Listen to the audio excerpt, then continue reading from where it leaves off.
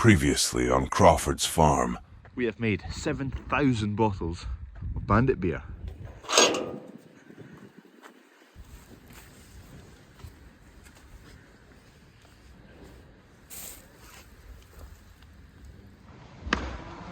Good morning. Right, we are back in action, back with videos. I've had a lot of people asking where I've been. Thank you for the concern. My legs are still working, I didn't break them skiing.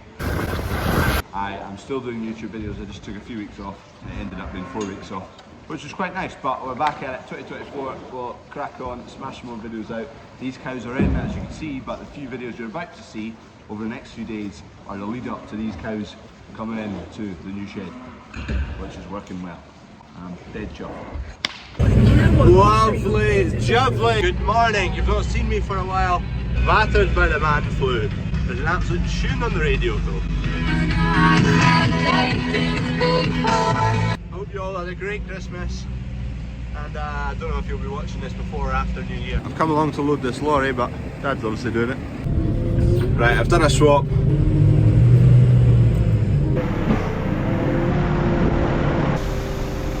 That's that, feed barley loaded.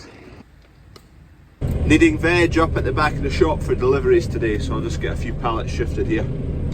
Absolute tune. To the bright side of the road. To the bright side of the road.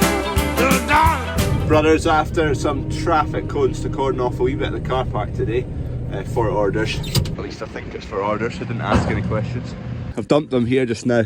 Brother's going to set up an area here with some umbrellas, tables and whatnot for people to come and get their orders. We try and keep the orders just out of the shop because the shop's kind of chaos. Everyone doing their Christmas shopping at the moment. Nip and feed some cows. Cows fed. There's a lorry on the way for wheat. It's about 5 minutes away. Lorry bound. Here, Doug. There it is. Smashing. Another Steel and Murdoch.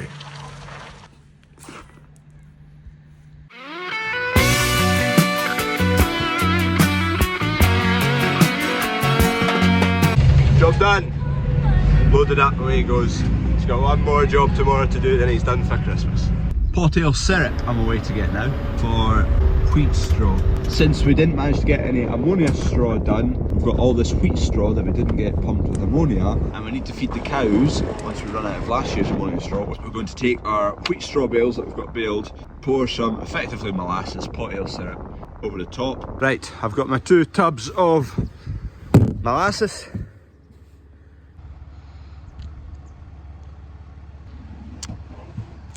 Wouldn't have it on my toast. Anyway, the cattle like it. Get these along to yard 1.5 where the cows are.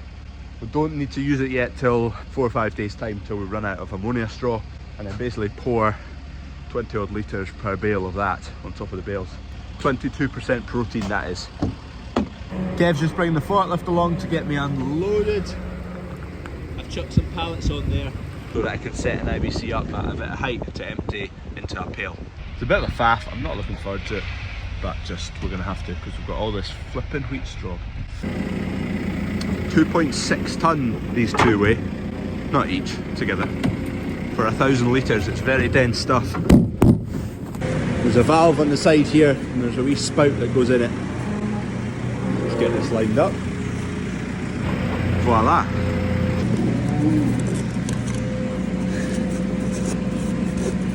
There we go. Just need a watering can now. Job done. We'll get this home. We'll get the forklift home. I've made a meal of this. I'm going to get stuck behind Kev. Kev's just grabbing a New Holland because it's got a log splitter on it. He's got some logs to split over Christmas. Kev's off for his Christmas. Merry Christmas, Kev. Cardboard. Hopefully they're going to come and empty this before Christmas because there's a fair bit of it, and well, we'll close Christmas Day, we'll close Boxing Day, and then we'll close New Year's Day, but otherwise we're still going, so hopefully the cardboard boys are still going. My trusty skip, still standing.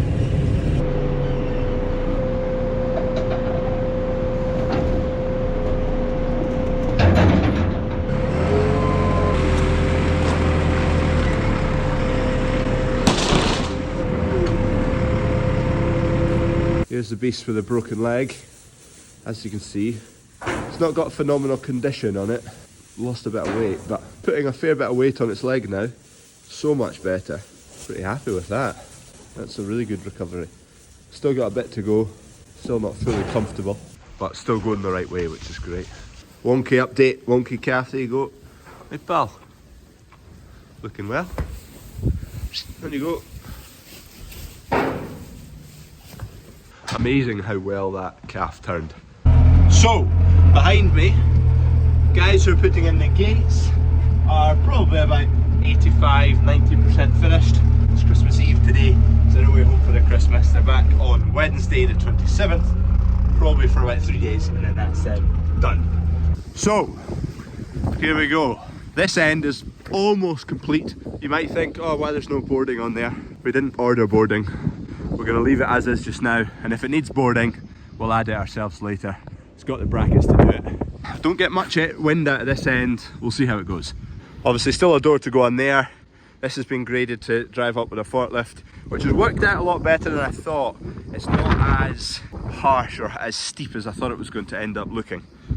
You might notice we have no gate there. We did spec a gate when we first designed the shed, same as that end, a doorway into that end, but because the yard falls, it was going to be a lot steeper here, and we're going to have to end up shifting the road out, shifting the fence out.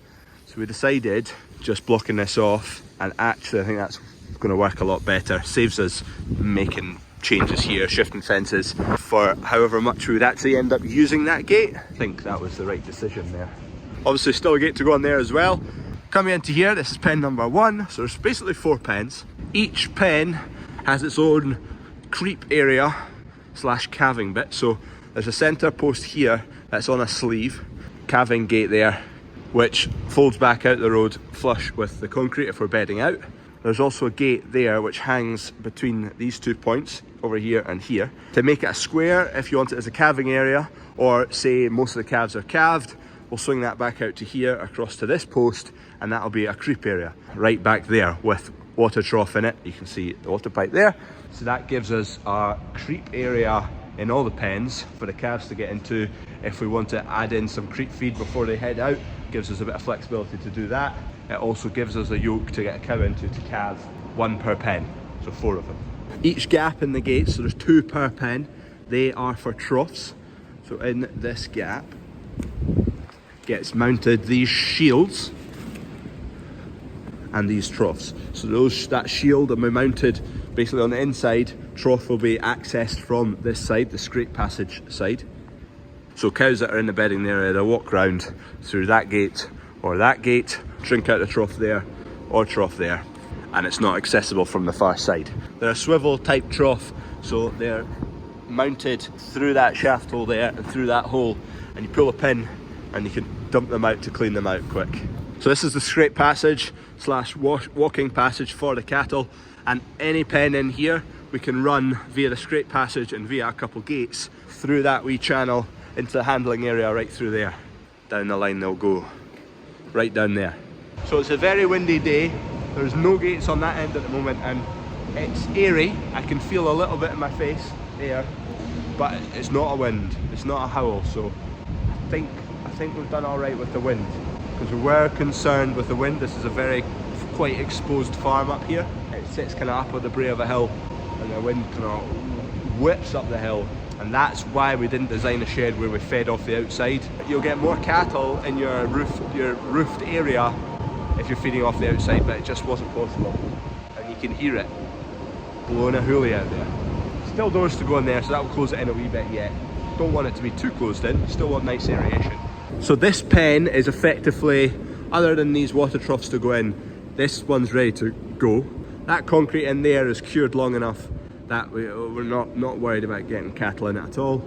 That concrete is the next best cured, and then that end we're going to leave till at least the January 9th until we put anything on it. So we'll use this end first and try and avoid the central passage. It's not that old in terms of curing time. So we've got that pen and that pen, which probably first week in January we'll get cows in there and in that side. And to be honest, all our cows will fit in that side. We need more cows. We've got 59 cows, and I am hoping we'll get definitely 100 in here. Possibly then maybe up to 120. We'll build it up and see what suits the space. Guys who've been putting in the gates, they're a company, I think they're near Devon.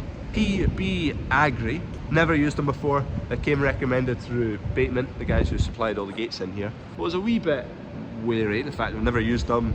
They've come up to do the job, but they've been absolutely fantastic. They know exactly what they're doing. They've done a lot of abatement systems. I didn't want to preemptively say these guys have been great, because they still had a lot to do a few weeks ago, but now that they're most of the way through it, they've been really good. There's 2 bars to go on there, up and down bars. There's a creep gate, so calves walk through that gap into that area as kind of their own separate area. Hey Pooch, sit. Nice, nice and behaved. Sit. Come on, sit. Sit. Sit. Good dog, good girl. I'll put the drone up so you can get a wee bit of a better visual, or a bit higher up.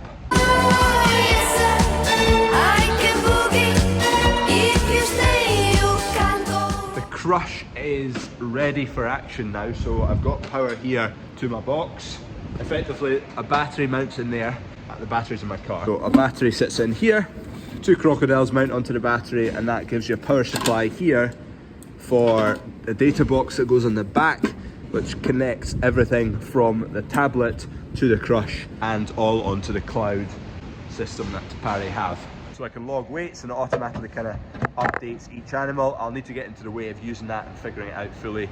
I've not used it yet, so I'm not exactly figured out all what it can do. Sparky was out yesterday and ran 2 sockets to the base here. So I've got 1 socket which will run a trickle charger onto the battery there, and another socket which is just a spare socket for if I need anything, clippers, whatever it may be for the crush.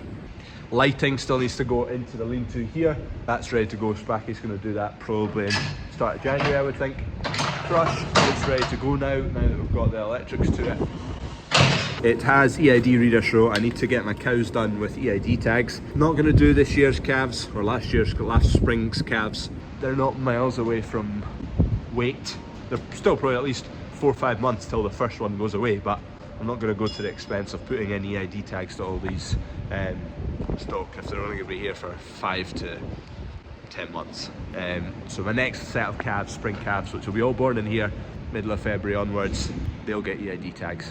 Can look at the weights a bit more, be a bit more accurate with what we're putting away to the slaughterhouse, which then goes through Globeburn Farm Shop, our butchery. Floor finish, so it is effectively all the scrape areas, all the handling area, and all that passage into the handling area is kind of got a ribbed finish to it. Just fine for that bit more grip with the cattle. Didn't do the actual pens because basically 99% of the time they're on bedding in there. It'll be a bit easier cleaned out if it's not this finish. This will be a harder cleaned, but it'll keep the cattle safe from slipping. Otherwise it's just a screeded finish, the rest of it. Not polished like a grain store floor, but not rough that is a nightmare to clean. This area here, here's an image from the drone. It kind of looks a bit funky at the moment, but effectively the split in the pen is down the middle there. There's still a gate to be hung in there, and then that gives 2 pens either side, and they've each got their creep area. But we also opted to put a gate in here in the middle to segregate the 2 or open them up, both of them. That square can be one area. Depending on the needs at the time, it can be accessible from both sides, it can be accessible from one side, it can be split just into 2 sections, it can be split into 1 big section, it can be split into 2 smaller sections, just those squares, 2 squares if you're calving and you've maybe just got a set of twins or something to keep separate. Or you take the gate over here from here to this pillar, and that gives you a bigger area as a creep area. Just gives us a lot of flexibility without having to actually change too much of it. Sleeved posts, so they pull out, those gates fold back to the wall, and then you muck out as usual. It is all designed in a way that effectively any job can be done by one person, me, at any time. If I can run any cattle breeds from anywhere in the shed into the crush, into a separate area, into a segregated area with water, with bedding, whatever it may be, without taking them outside at all. I just swing a few gates here and there, and we've got a channel right over there. It's quick, it should be efficient, and it should be safe as an individual to be doing all these jobs. There is quite a few questions you might be asking of how things are all going to work, etc. Hey dog. There's a few things that we don't know yet how they're going to work fully. For example, we've designed these bunkers, which I've already spotted a slight issue, is I won't be very good at self-cleaning, just the depth of them. I don't think the cows are going to reach to the back. So, oi! Here's the bunkers, and they are effectively set into the bedded area there. And so the cows cannot access from this side. It's all blocked off, no problems. That's one bit we need to see how it's going to work. It's the same with the boarding on the gable end. Didn't put boarding up. Is that going to be an issue? I'm not sure. If it is, we'll add it ourselves. It's not too hard a job, just some purlins and some boarding. We can manage that. Scraping out. There was an option of a curb under these gates. We have opted against that in the end. Anyway, any questions? Fire them down below. I cannot wait to see some cattle in here, and I'm really looking forward to calving time. Can't wait. Can't wait. I just want 100 cows. Anyway, it's getting dark. Christmas Eve. Cheers for watching. I will see you all. Don't know.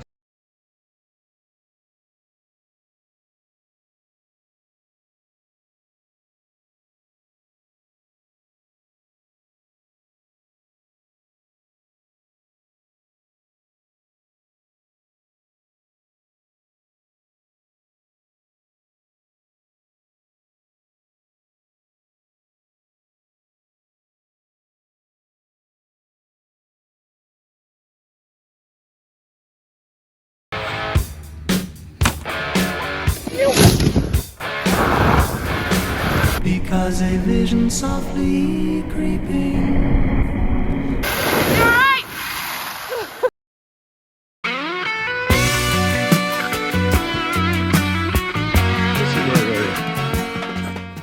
Good boy.